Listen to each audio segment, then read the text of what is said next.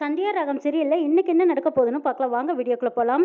மாயாவுக்கு புதுசாக ஒரு சிக்கலை உருவாக்கியிருக்காங்க. ரகுராம் என்ன முடிவெடுக்க போகிறாங்க அப்படிங்கிறத நம்ம வீடியோவில் பார்க்கலாம். கோயில் திருவிழாவில் பரிவட்டம் கட்டுறது யாரு அப்படிங்கிற ஒரு பஞ்சாயத்து கூட்டியிருக்காங்க. பஞ்சாயத்தில் புவனேஸ்வரி ஒரு கும்பலை கூட்டிட்டு வந்திருக்காங்க. ரகுராம் சார்பில் ஊர் மக்கள் எல்லாரும் கூட்டியிருக்காங்க. மகாலிங்கம் ஒரு 5 பேர் ரவுடிகளை கூட்டிட்டு வந்திருக்காங்க. பேச்சுவார்த்தை அப்படியே இப்படின்னு திசை திரும்பிட்டு போகும்போது சிவராமனுக்கு சரியான கோவம் வந்துடுது. நீயா நானானு தேவையில்லாமல் இந்த 2-3 கோஷ்டிகளும் சேர்ந்துக்கிட்டு அடித்தடி போட்டுட்டு இருக்கிறாங்க. அப்போ மகாலிங்கம் ஒரு நபரை பார்த்து தலை அசிக்கிறாங்க. இதுதான் கரெக்டான சமயம், செருப்படுத்து வீசு அப்படிங்கிற மாதிரி தலை அசிக்கிறாங்க. அந்த நபரும் செருப்பு தூக்குறாரு. கூட்டத்தோட கூட்டமாக அந்த செருப்படுத்து ரகுராம் நெஞ்சு மேலே வீசிடுறாங்க. இது எல்லாருமே கவனிச்சிடுறாங்க. எவன்டா என் அண்ணன் மேலே செருப்பு தூக்கி வீசினது அப்படின்னு சிவராமன் கேட்டுட்டு புவனேஸ்வரி கூட வந்த ஒரு நபர் மேலே சந்தேகப்பட்டு அருவாளை தூக்கி வெட்டுறதுக்காக போகிறாங்க. சிவராமன் ஒருத்தர் பின்னாடியே வந்து அருவாளில் வெட்டுறதுக்கு வரும்போது புவனேஸ்வரி தடுத்துடுறாங்க. அருவாளை பிடிச்சிருக்கிற வேகத்தில் அந்த ரவுடி அப்படி அருவாள் உருவும் போது புவனேஸ்வரியோட கையை ஆழமா பதிஞ்சு வெட்டிடுது. கூட்டத்தில் நம்மால தவிர வேற யாரோ இருக்காங்கன்னு புவனேஸ்வரி கரெக்டாக கண்டுபிடிச்சு கேட்குறாங்க. கூட்டத்தில் வேற ஆளுங்க கலந்துருக்கீங்க, அவன் தான் செருப்பையும் எடுத்து வீசியிருக்கான். ரகுராம் ஆளுகளும் நம்ம ஆளுகளும் தனித்தனியாக நில்லுங்கடா, கருப்பாடு யாருங்கிறத நான் கண்டுபிடிச்சிடுறேங்கிறாங்க புவனேஸ்வரி. அதே மாதிரி ஆளுக்கு ஒரு பக்கமாக நிற்கிறாங்க. ஊர் 2 பட்டா கூத்தாடிக்கு கொண்டாட்டம்னு சொல்லுவாங்க. என்ன நோக்கத்தோட வந்திருக்கீங்க, எதுக்காக வந்திருக்கீங்க, யார் சொல்லி வந்தீங்கடா அப்படின்னு சொல்லிட்டு பலார்னு ஒரு அறை விடுறாங்க புவனேஸ்வரி. உங்களை அனுப்பி வச்சது யாரு சொல்லுங்கடா, யார் பழத்திக்கு வந்திருக்கீங்க அப்படின்ட்டு பலார்னு ஒரு அறை விடுறாங்க. மகாலிங்கத்துக்கு அங்கே சுருக்குன்னு படுது. அம்மா எங்களை அனுப்புனது யாருன்னு தெரியாது, எங்களுக்கு ஒருத்தர் பணம் கொடுத்து பஞ்சாயத்தில் கலவரம் பண்ணுங்கடான்னு சொன்னாங்க, அதனால தான் நாங்கள் வந்தோங்கிறாங்க. அது எப்படிடா உங்களுக்கே தெரியாமல் போகும், உங்களை அனுப்பின ஆள் யாருன்னு சொல்லுங்கடான்னு ரகுராம் கேட்குறாங்க. சத்தியமாக எங்களுக்கு தெரியாதுங்க, நாங்கள் பணத்துக்கு ஆசைப்பட்டு தான் இப்படி எல்லாம் பண்ணிட்டோங்கிறாங்க ரவுடி. உங்களுக்கு எனக்கு இருக்கிற பகையை வச்சு தான் யாரோ இப்படி ஒரு சம்பவத்தை பண்ண நினச்சிருக்காங்க, நீங்களும் நானும் ஏன் இப்படி அடிச்சுக்கணும்னு கேட்குறாங்க புவனேஸ்வரி. உங்களுக்கே முதல் மரியாதை கிடைக்கட்டும், எங்களுக்கு இனிமே வேண்டாம், நம்ம 2 குடும்பமும் ஒரே குடும்பம் தான், நம்மளுக்குள்ள இனிமே எதுக்கு சண்டை, நானும் எங்கள் அண்ணனும் இனிமே இந்த திருவிழாவில் எந்த ஒரு பிரச்சனையும் உங்ககிட்ட பண்ண மாட்டோம்னு சொல்கிறாங்க புவனேஸ்வரி. கொஞ்சம் ஏமாந்திருந்தா எங்கள் பேரில் எவ்வளோ பெரிய பழி விழுந்திருக்கும், இதெல்லாம் சரி பண்ணுறதுக்கு எவ்வளோ காலமாகுமோ தெரியல. ஏதோ நல்ல வேலை பிரச்சனை எதுவும் வராதுக்கு முன்னாடியே நான் வேண்டான்னு சொல்லிட்டேன், எங்களை வச்சு யாரோ உள்ளே போக பார்க்குறான், நீங்கள் தான் எச்சரிக்கையாக இருக்கணுங்கிறாங்க. திருவிழாவுக்கு நானும் கெஸ்ட்டாக வரேன், திருவிழாவுக்கு முதல் மரியாதை இவருக்கு தான் தகுதி உடையவராக இருக்காரு, இவருக்கே கொடுத்துருங்கன்னு சொல்லிடுறாங்க புவனேஸ்வரி. ஊர் பெரியவங்க எல்லாரும் சொல்லி பாராட்டுறாங்க. அப்பாடா இன்னையோட இந்த 2 குடும்பத்துக்கு இருந்த பிரச்சனை தீர்ந்தது, இனிமேல் இன்னைக்கு ஊரில் பிரச்சனையே வராது, ரொம்ப சந்தோஷமா இருக்கு அப்படின்னு சொல்லிட்டு எல்லாரும் கைதட்டுறாங்க. சரி இவங்களெல்லாம் என்ன பண்ணலாம், போலீஸில் பிடிச்சி கொடுத்துடலாங்கிறாங்க. போலீஸ் ஊருக்குள்ளே வரக்கூடாதுங்கிறாங்க.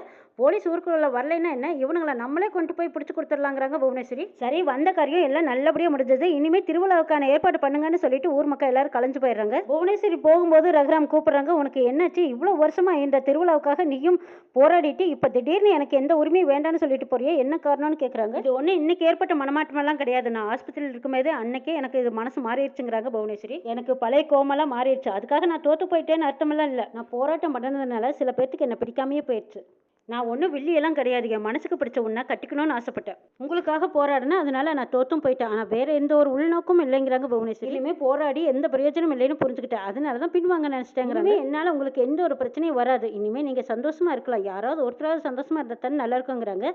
ஆமாம்மா கேட்கவே ரொம்ப சந்தோஷமா இருக்குதுங்கிறாங்க ரகுராம். எல்லாருமே எந்த நேரமும் ஒரே மாதிரியே இருக்க முடியாதுல்ல, மனுஷங்கனாவே ஏற்றத்தாழ்வு இருக்கத்தானே செய்யுங்கிறாங்க. ஆமாம்மா நீ எனக்காக எல்லாத்தையும் விட்டு கொடுத்துருக்க, உனக்காக நான் என்ன செய்யட்டும், கோயில் மரியாதை, பரிவட்டம், முதல் மரியாதை, இது எல்லாத்தையும் நீயே எடுத்துக்க, இது எல்லாத்தையுமே நான் உனக்கு விட்டு கொடுத்துறேன்னு ரகுராம் கேட்குறாங்க. இல்லைங்க நான் ஆசைப்பட்டு போய் எதுவுமே இது வரைக்கும் கிடைச்சதில்லை, இனிமேலும் நான் ஆசைப்பட்டு வேணும்னு வரப்போகிறது இல்லைங்கிறாங்க. அப்போ உனக்கு என்னதான் வேணும், நீ என்கிட்ட கேளு, தர முடிஞ்சதா இருந்தால் நான் உனக்கு தரேங்கிறாங்க ரகுராம். இனிமேல் நான் எதுக்குமே ஆசைப்படக்கூடாதுன்னு நினைக்கிறேங்கிறாங்க புவனேஸ்வரி. இல்லை நீ ஏதாவது கேட்டு வாங்கிட்டீங்கன்னா தான் என் மனசு திருப்தியாக இருக்குங்கிறாங்க ரகுராம். நான் கேட்டு நீ வேண்டான்னு சொன்னேன்னா அது எனக்கு பெரிய குற்ற உணர்ச்சியாக இருக்குங்கிறாங்க ரகுராம். சரி நீ இவ்வளோ தூரம் கேட்கறதுனால நான் நாளைக்கு உன் வீட்டுக்கு வரேன், நான் கேட்குறேன், நீ கொடுங்கிறாங்க. சரி புவனேஸ்வரி ரொம்ப சந்தோஷமா இருக்கு, நான் கிளம்புறேன்னு சொல்லிட்டு ரகுராம் போறாங்க. இந்த பக்கமா புவனேஸ்வரியும் போயிடுறாங்க. வீட்டில் எல்லாரும் அவளோட எதிர்பார்த்துட்டு இருக்கிறாங்க. அங்கே என்ன நடந்திருக்குமோ ஏது நடந்திருக்குமோ என்னன்னு தெரியலையே அப்படின்னு எதிர்பார்த்துட்டு இருக்கும்போது சிவராமன் ரகுராமன் எல்லாரும் வீட்டுக்கு வராங்க. சாரு பார்க்குறாங்க, என்னது எதுவுமே நடக்காத மாதிரி வராங்களே, அப்பாவோட பிளான் ஏதாவது சொதப்பிடுச்சா அப்படின்னு திருன்னு பார்த்துட்டு இருக்காங்க. பஞ்சாயத்து நல்லபடியாக நடந்ததா, அந்த புவனேஸ்வரி உங்ககிட்ட எல்லாம் எதுவும் பிரச்சனை பண்ணலையா அப்படின்னு எல்லாம் கேட்குறாங்க. எங்க அத்தை உங்ககிட்ட தானே கேட்குறாங்க, சொல்லுங்கன்னு கேட்குறாங்க. ஜானகி தங்கச்சி புவனேஸ்வரி வர இடத்துல பிரச்சனை இல்லாமல் இருக்குமா, அவள் அதுக்குன்னே பிறந்து விளாச்சேங்கிறாங்க மணிவண்ணன். ஆமா அவளுக்கு என்னங்க குடும்பமா குட்டியா, இவ எதுக்கு இன்னும் பரிவட்டம் மரியாதைன்னு அலைஞ்சுக்கிட்டு தெரியுறாங்கிறாங்க பத்மா. அவங்களுக்கு குடும்பம் இல்லைன்னா என்ன, அவங்க அண்ணன் குடும்பம் இருக்குல்ல, அவங்களுக்காக கூட போராடுறாங்களோ என்னவோங்கிறாங்க பார்வதி. அவ இன்னும் ஏண்டா நம்ம காலை சுத்தின பாம்பு மாதிரி நம்மளையே சுத்திட்டு இருக்கிறாளோ தெரியலைங்கிறாங்க.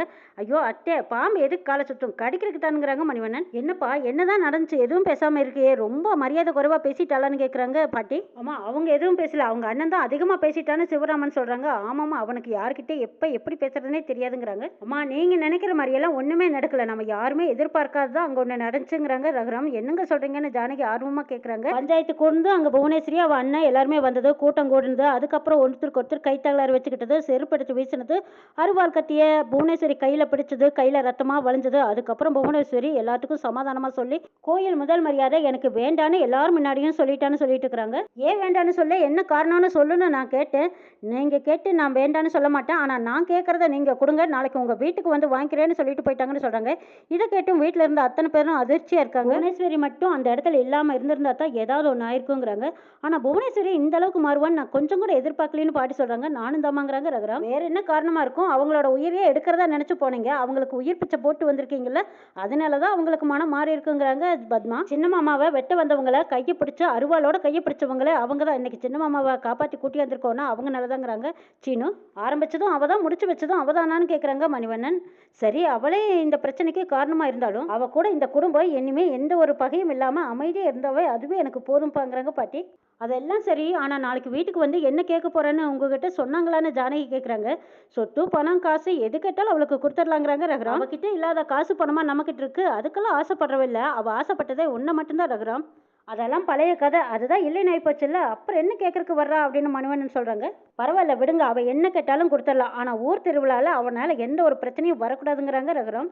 ஜானகி சமையல் கட்டில் பால் காய்ச்சிட்டு இருக்கிறாங்க. பால் ஒரு டம்ளரில் ஊற்றுறாங்க. புவனேஸ்வரி நாளைக்கு வரப்போறேன்னு சொல்லியிருக்காளு, அவள் வந்து என்ன கேட்க போறான்னு தெரியலையே, ஏதாவது ஏடா குடும்பம் கேட்டால் என்ன செய்யறது அப்படின்னு யோசிச்சுட்டே பால் ஊற்றின டம்ளரை விட்டுட்டு பச்சை தண்ணி இருக்கிற டம்ளர் எடுத்துகிட்டு போய் ரகுராம் கையில் கொடுக்குறாங்க. இந்தாங்க பால் அப்படின்னு சொல்லி பாலை கொடுக்குறாங்க. ரகுராமா அதை கவனிக்காமல் வாங்கி வாயில் வைக்கிறாங்க. குடிச்சு பார்த்துட்டு அப்படியே வச்சிருக்கிறாங்க. என்னங்க ரொம்ப சூடாக இருக்கா அப்படின்னு ஜானகி கேட்குறாங்க. பச்சை தண்ணி என்னைக்கு சூடாக இருந்திருக்குன்னு கேட்குறாங்க. அச்சோ இல்லையே, நான் பால் தானே ஊற்றிட்டு வந்தேன் அப்படின்னு சொல்லிட்டு டம்ளரை பார்க்குறாங்க. இல்லைங்க, நான் ஏதோ ஒரு நினப்பில் எடுத்துகிட்டு வந்துட்டேங்கிறாங்க. இருங்க நான் போய் எடுத்துகிட்டு வரேங்கிறாங்க ஜானகி. அதெல்லாம் ஒன்றும் வேண்டாம், கொஞ்சம் இரு. ஆமாம், நீ எதுக்காக இப்படி பித்து பிடிச்ச மாதிரி சுற்றிட்டே இருக்கிற, என்னாச்சு உனக்கு, என்ன குழப்பம்னு கேட்குறாங்க ரகுராம். அதெல்லாம் ஒன்றும் இல்லைங்க, நாளைக்கு புவனேஸ்வரி வந்து என்ன கேட்க போகிறான்னு உன் மனசில் ஒரு குழப்பம் அதுதானே அப்படின்னு ரகுராம் கேட்குறாங்க. ஆமாங்க, நாளைக்கு புவனேஸ்வரி வந்து ஏடா குடும்பமா ஏதாவது கேட்டுட்டேன்னா என்ன செய்யறதுங்கிறாங்க ஜானகி. என்ன கேட்ட போறா, ஏன் ஜானகி பயப்படுறேன்னு கேட்குறாங்க. ஆமாங்க, பயப்படாம என்ன பண்றது, அவ எந்தெந்த இடத்துல எப்படியெல்லாம் நம்மளை அசிங்கப்படுத்திருக்கா, அவமானப்படுத்திருக்கா. ஊர் திருவிழாவில் பரிவட்டம் மரியாதை இதெல்லாம் வேண்டாம்னு சொல்லும்போது நான் கூட யோசித்தேன், அவள் ஒன்றும் நிரந்தர புத்திக்காரியெல்லாம் கிடையாது. தினம் தினம் யோசிச்சு ஒவ்வொரு பிரச்சனையாக உருவாக்குவா, ஒவ்வொரு மாதிரி பேசுவா, எப்போ வேணாலும் எப்படி வேணாலும் பேசுவான்னு ஜானகி வசனப்படுறாங்க. அவகிட்ட என்ன கேட்டு போறா, சரி நிரந்தரமான ஒரு தீர்வு கிடைக்கணும்னு தான், சரி நீ என்ன வேணாலும் கேளுன்னு நான் சொல்லிட்டு வந்துட்டேங்கிறாங்க ரகுராம். அவள் வேற வீட்டுக்கு வந்து கேட்குறேன்னு சொல்லிட்டா, அவள் சொன்னதுலேருந்து எனக்கு கூட ஒரு மாதிரியாக தான் இருக்குங்கிறாங்க ரகுராம். எங்க ஒருவேளை நம்ம வீட்டுக்கு வந்து பரிவட்டமும் முதல் மரியாதையும் வேணும்னு கேட்டான்னா நீங்கள் என்னங்க பண்ணுவீங்கன்னு கேட்குறாங்க ஜானகி. இல்லை ஊர்க்காரங்க மத்தியிலேயே எதுவுமே வேண்டான்னு சொன்னவ அப்புறம் எப்படி கேட்க முடியும், வீடு வந்து கேட்குறேன்னு சொல்லும் போது எனக்கு ஒரு மாதிரியாக தான் இருக்கு, ஆனால் அது என்னன்னு தான் எனக்கு ஒன்றும் புரியலன்னு நினச்சிட்டு இருக்கிறாங்க ரகுராம்.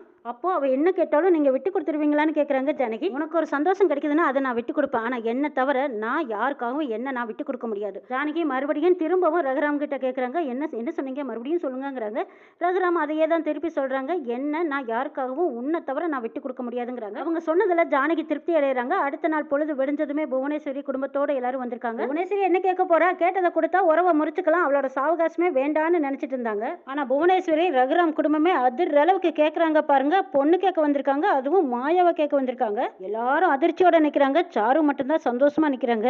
ரகுராம் புவனேஸ்வரி கேட்டதுக்கு என்ன முடிவு சொல்ல போறாங்கன்னு நம்மளும் எதிர்பார்க்கலாம். சீனு மாயா ரெண்டு பேருமே ரெஜிஸ்டர் ஆபீஸ் வரைக்கும் போய் கையெழுத்து போட்டுக்கிட்டாங்க. வீட்டுல எல்லாத்தோட சமூகத்தோட தான் நம்ம ரெண்டு பேர்த்தோட கல்யாணம் நடக்கணும் அப்படின்னு சீனு மாயா ரெண்டு பேரும் முடிவோட இருக்காங்க. இப்ப புது பிரச்சனையா வந்திருக்கு. சீனு மாயாவோட காதல் விஷயம் ரகுராம் குடும்பத்துக்கு எல்லாத்துக்கும் தெரிஞ்சதுக்கு அப்புறமா அந்த குடும்பத்துல எப்படி ஒரு முடிவு எடுக்க போறாங்க, அது எப்படிப்பட்ட முடிவா இருக்குன்னு நீங்க கமெண்ட்ல சொல்லுங்க. லைக் போடுங்க, ஷேர் பண்ணுங்க, சப்போர்ட் பண்ணுங்க ப்ளீஸ்.